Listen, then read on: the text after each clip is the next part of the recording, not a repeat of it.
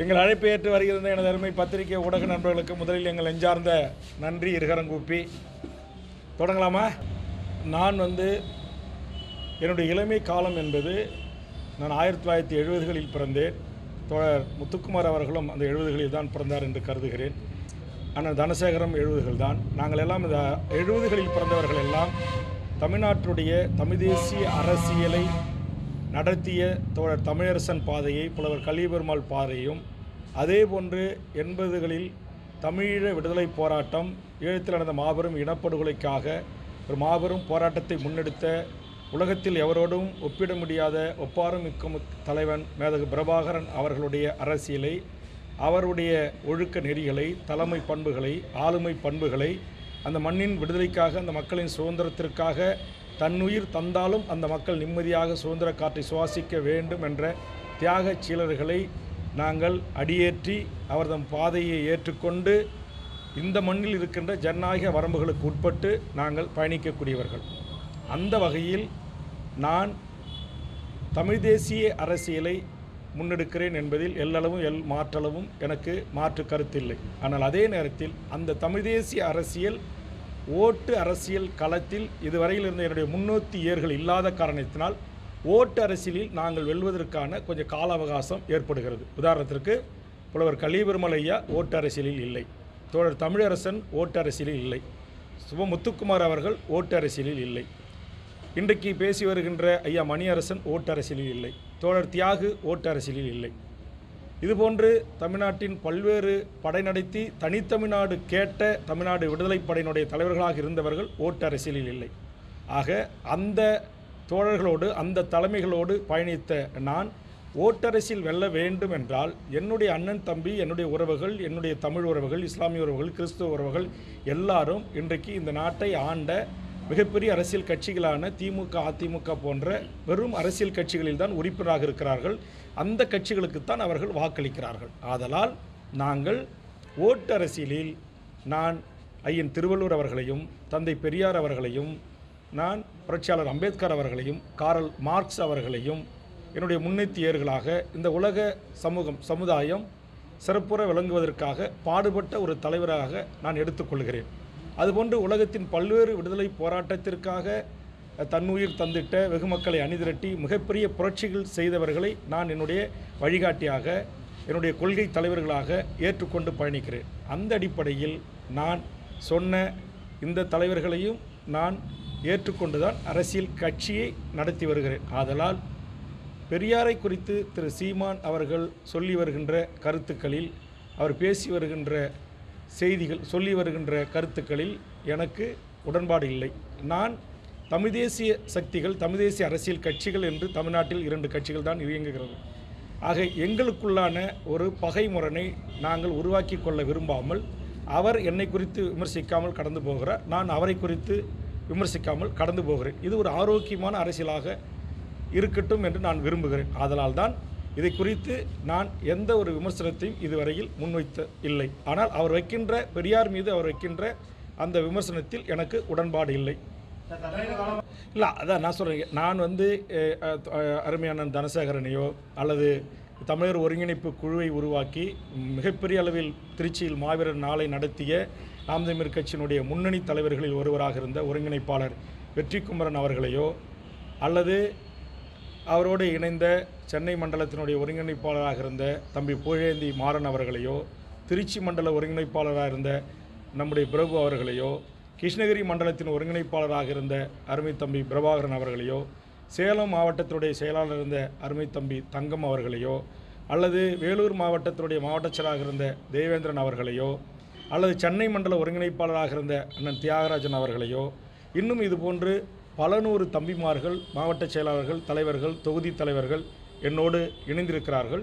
நீங்கள் அவர்களிடத்திலே கேளுங்கள். என்றைக்காவது அவர்கள் நாம் தமிழர் கட்சியிலிருந்து பயணித்த போது நீங்கள் அந்த தலைமையை விட்டு என்னோடு வாருங்கள் என்று நான் ஒருவரையும் அழைக்கவில்லை. அவர்கள் கருத்து முரண்பாடின் காரணமாகவோ இல்லை அண்ணன் தம்பியினுடைய ஒரு பாச போராட்டத்தின் ஊடாக தமக்கு கிடைத்த முக்கியத்துவத்தின் ஊடாக குறைக்கப்பட்டதனுடைய காரணமாகவோ முரண்பட்டு அவர்கள் வெளியேறி பல ஆண்டுகள், பல மாதங்கள் கழித்த பிறகு இன்றைக்கு இருக்கிற தமிழ்நாட்டு அரசியல் கட்சிகளில் எதில் சேரலாம், எதில் சேர்ந்து பயணிக்கலாம் என்பதை அவர்கள் சுதந்திரமாக கூடி பேசி கலந்து ஆலோசித்து எடுத்த முடிவின் அடிப்படையில் தான் இன்றைக்கு தமிழ்நாடு முழுவதும் பல்லாயிரக்கணக்கான இளைஞர்கள் என்னோடு சேர்ந்து பயணிக்க தொடங்கியிருக்கிறார்கள், சேர்ந்து வருகிறார்கள். இல்லை, அதை நான் சொல்லிட்டு இருந்தேன். நான் அதை கடந்து போக விரும்புகிறேன். நான் எனக்கான ஒரு புரிதல் தெளிவாக இருக்கிறது. இல்லை, நான் சொல்கிறேன்.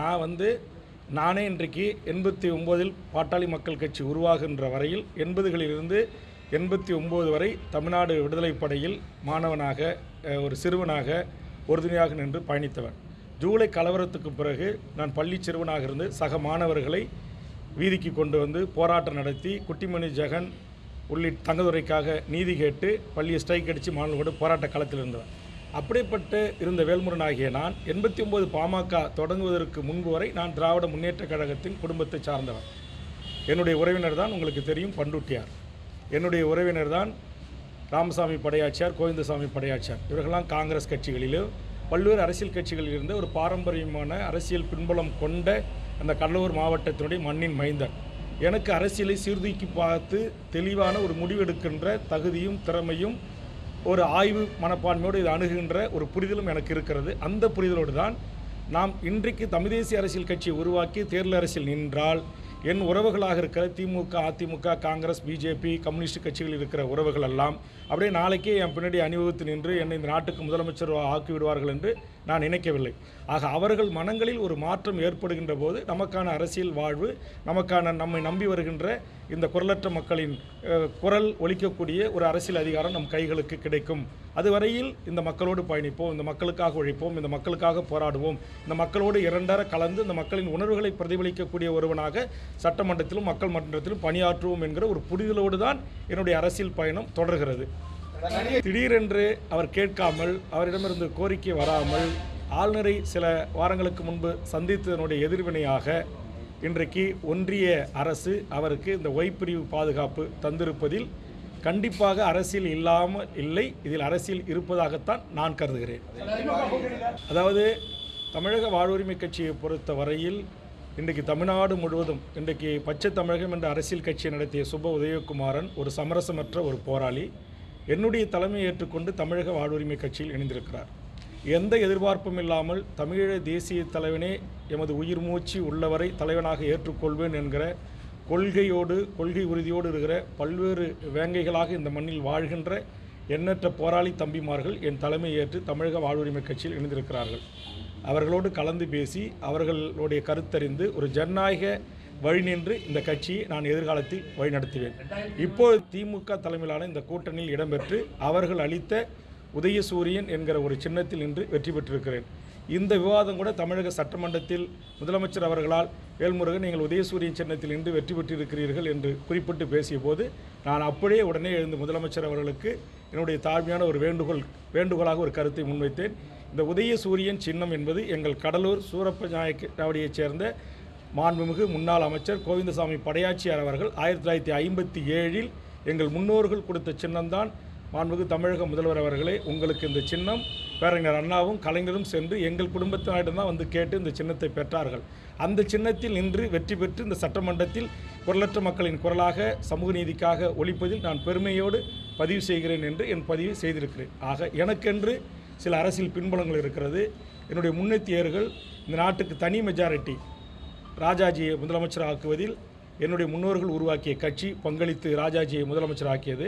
அவர் குலக்கல்வி திட்டத்தை கொண்டு வந்தார் என்பதற்காக திரும்பவும் அவரை ஆட்சி கட்டிலிருந்து இறக்கி பச்சை தமிழர் காமராஜ் என்ற ஒருவரை முதலமைச்சர் ஆக்கியதில் பெருந்தலைவர் ராமசாமி படையாச்சியாரும் என்னுடைய தாத்தா கோவிந்தசாமி கச்சராயரும் தலைவராக இருந்த உழவர் உழைப்பாளர் கட்சியும் மாணிக்கவேல் நாயக்கர் தலைமையிலான காமன்வெல்த் பார்ட்டியும் ஆதரவு தந்துதான் பச்சை தமிழர் காமராஜரை இந்த நாட்டுக்கு முதலமைச்சர் அரியாசனத்தில் அமர வைத்தது என்பது வரலாறு தெரிந்தவர்களுக்கு தெரியும். ஆக இந்த வரலாற்று பின்புலத்தோடு அரசியல் புரிதலோடு அரசியல் செய்கிற வேல்முருகன் அவர்கள் தெளிவான அரசியலை செய்து வருகிறேன். அது காலம் எமக்கு உரிய நேரத்தில் கையளிக்கும். அப்போது இன்றைக்கு புரிதல் இல்லாமல் என்னை விமர்சனம் செய்கின்ற, புரிதல் இல்லாமல் என் மீது சேற்றை வாரி பூசுகின்றவர்களுக்கு பதிலாக என்னுடைய செயல்பாடுகள் அமையும்.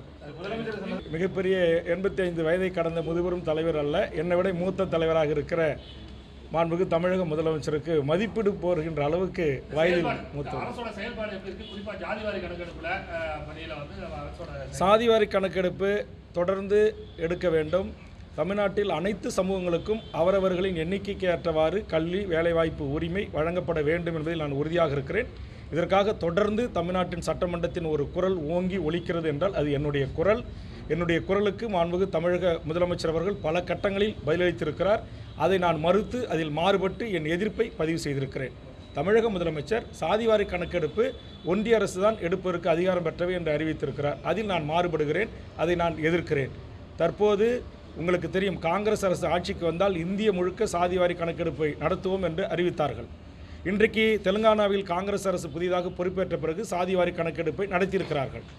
ஏற்கனவே உங்களுக்கு அனைவருக்கும் தெரியும், இன்றைக்கு இந்தியாவில் பீகாரில் சாதிவாரி கணக்கெடுப்பு எடுத்து அந்த மக்களுக்கான நீதி வழங்கப்பட்டிருக்கிறது. ஒரிசாவில் சாதிவாரி கணக்கெடுப்பு நடத்தப்பட்டிருக்கிறது. அதே மாதிரி சாதிவாரி எடுப்பது என்பது மாநில முதலமைச்சரின் ஆளுகைக்கு அதிகாரத்துக்கு உட்பட்டது. அதனால் மாண்புமிகு தமிழக முதலமைச்சர் சாதிவாரி கணக்கெடுப்பு தான் நடத்த வேண்டும் என்பதில் நான் உறுதியாக இருக்கிறேன். என்னுடைய நிலைப்பாட்டிலும் நான் உறுதியாக இருக்கிறேன்.